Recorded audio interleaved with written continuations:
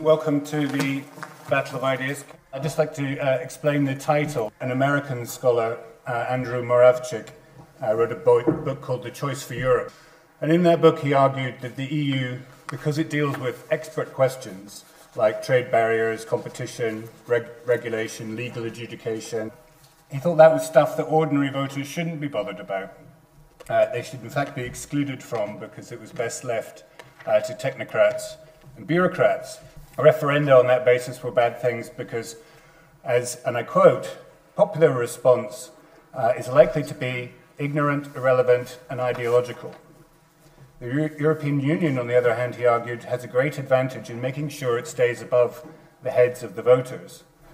The, quote, European Union's greatest tactical advantage is that it is, in a word, so boring.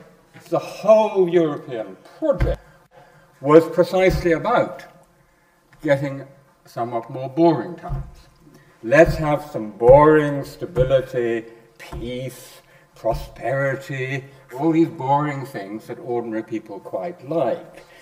And I would say that in about 2005, we reached some sort of an apogee of the great project of achieving boredom. But of course it couldn't last. We had the largest crisis of Western capitalism since 1929, and it impacted particularly on the European Monetary Union, which was, in its design, deeply flawed. While Europe itself may not be boring, the institutions of the European Union certainly are. But even those which are supposed to give the project democratic legitimacy, notably the directly elected European Parliament, don't get anyone's blood going. There is no theatre of politics. The turnout to European elections has declined in every election since 1979. Many, particularly younger Europeans, who don't remember the war or the Holocaust or the Gulag or Eastern Europe under communist rule or Franco or even the wars of former Yugoslavia. So even in Estonia, even in Poland, take the achievements of the European Union for granted. They take it for granted that you can wake up on a Friday morning, buy a plane ticket, fly to the other end of the continent, you'll still be in a liberal democracy in the same European Union. The most profound reason for the crisis of the European project is the problem of success. And this is what I call the dialectic of boredom. It's the crisis of the euro that has prompted talks about refounding the union. I just attended a talk in Brussels where one of the four luminaries in the panel fell asleep. So the EU is boring. It has made Europe boring, but that's exactly why it got the Nobel Peace Prize. 25 years ago, the EU became boring in a devilish way, in a new way. The Single European Act that was signed in 1987 made a pledge to the creation of a single market based on four freedoms: the freedom of movement of goods, services, capital, and money. Now notice how boring these four freedoms are. Compare them to the freedoms that Franklin Roosevelt spelled out: freedom of speech, of worship, freedom from want and fear. Now nobody is ready to die, I imagine, for our EU fundamental freedoms. Then there is one little technical trick, that EU law that is there to protect the internal market has supremacy over national law. So it trumps everything that stands in the way of that logic of the creation of this huge free market. So what we have at some point is a boring but very powerful monster that has the power to create the cucumbers straight, but at the same time submits all of us to the logic of the competitive production of cucumbers. Within that logic, there is no place for politics. We are ruled by the TINA logic. There is no alternative. So I don't think that the trouble is with any democratic deficit or even with the shrinking sovereignty. The trouble is that logic of European market integration has entailed a socially irresponsible rule that democratic parliaments are not going to stand in the way. The award of the Peace Prize is actually quite helpful because it puts its finger on the foundational myth of the EU, and this is the myth of the EU as a peace project, the myth of the EU as being boring. The euro, designed not on any rational economic criteria or any basis of integration, but rather by the desire to shackle a reunified Germany. After the war, Eastern Europe, with a lot of untidy borders, were handed by the Western powers at the altar over to the Stalinist dictatorship. The moral price in the post-1945 era of that easier Europe to deal with was because Europe had been smashed. The European Union that we know today does not have its origins in post-war Europe in terms of the institutions that are wreaking so much destruction across Europe at the moment in terms of the single currency. Their real origins are in the reunification of Germany and the fact that the reunification of Germany was seen as an enemy-friend situation. It was seen as a problem. Now, I would argue that the EU's real contribution to the post-war and current period was less about peace than the foundation of a new political order that's premised on the idea that untrammelled public politics in the form of conflicting national interests leads to war. And this outlook actually has its antecedents in the fascist era and in right-wing conservative and Nazi thinkers who also regarded war as immanent in politics. All conflicts of interest for the EU are seen as dangerous, and the EU has evolved as a set of institutions that is about dampening and taking politics away from the cockpit of interest. But actually, the conflicts of interests is absolutely basic to the idea of being European. It was the conflicts of interests and the battles for interests that gave rise in Europe against the old empires to institutions that genuinely represented us. That was swept away in the 1930s by fascism, and it led to war. In Europe, nobody's really scared about war. I have been reading a lot of public opinion polls.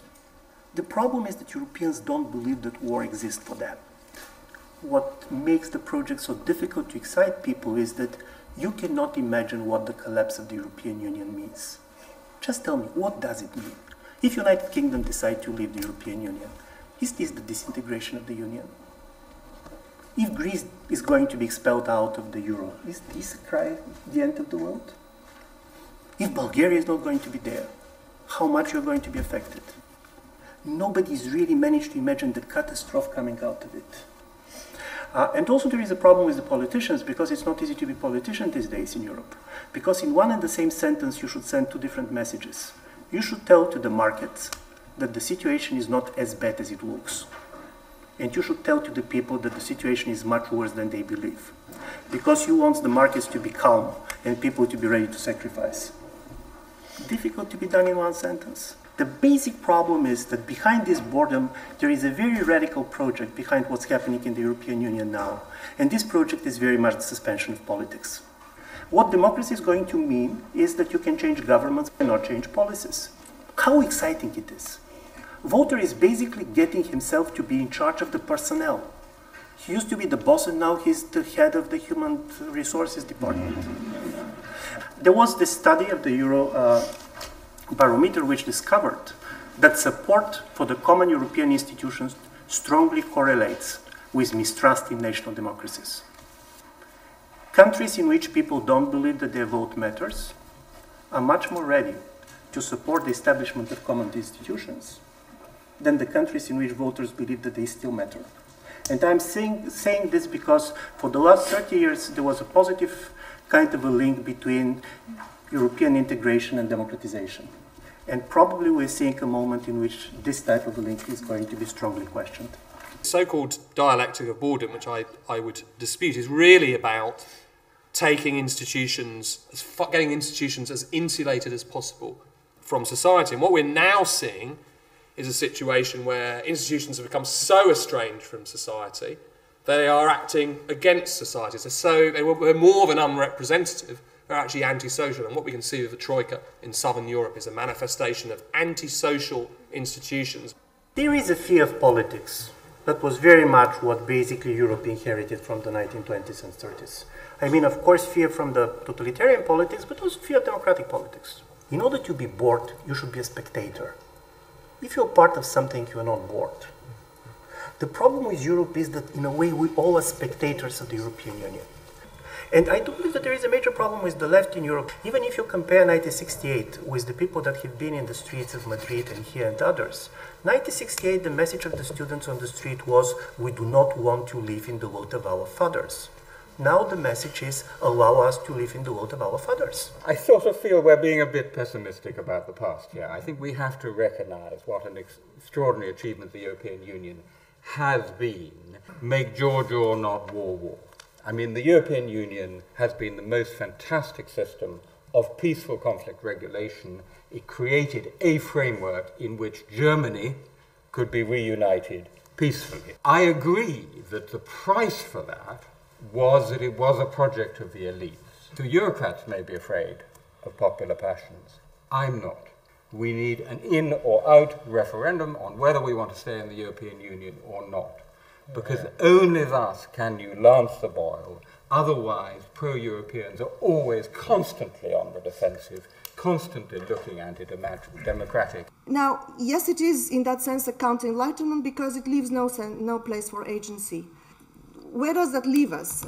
We cannot simply continue with effort to save the euro, to overcome this crisis, because this is not enough to motivate publics to accept the high social cost. You know, to have agency, we need a different idea of why the European Union. Why is the EU take all these decisions in secret? And you'll talk to ambassadors and officials in Brussels, they'll be absolutely frank with you. As soon as you go public, what are being discussed as technical issues, like the European arrest warrant, anything but technical, become subjected to clashing interests and political principles that have no existence in EU treaties, legalistic norms. So any leader who's negotiating in Brussels, he certainly doesn't want his own people, his own nation or her voters to see what they're talking about, so they can discuss real issues of interest in a conflict-free zone. We have a directly elected European Parliament. It doesn't do the business.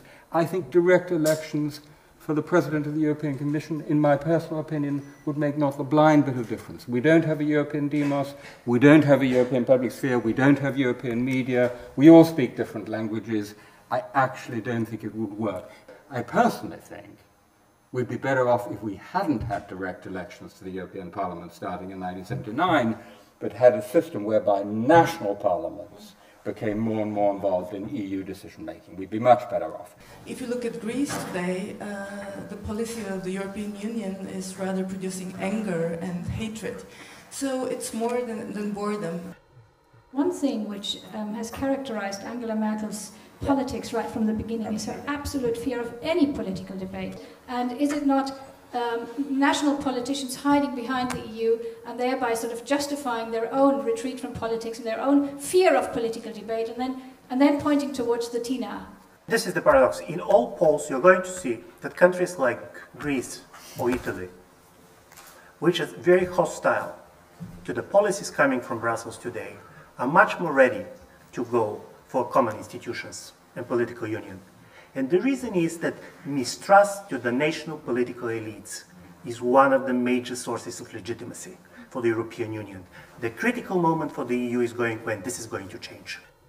But what do we mean by Georgia? Do we mean international relations as Woodrow Wilson wanted to see it out in the open, all protocols to treaties and all government documents published? Or do we want the world of a troika, where foreigners write your legislation and present it to you, and you pass it in your parliament? That legislation is drawn up in cabals in the Commission and the European Central Bank. That kind of Georgia we don't want, because it's about upholding institutions such as the euro in the teeth of popular opposition.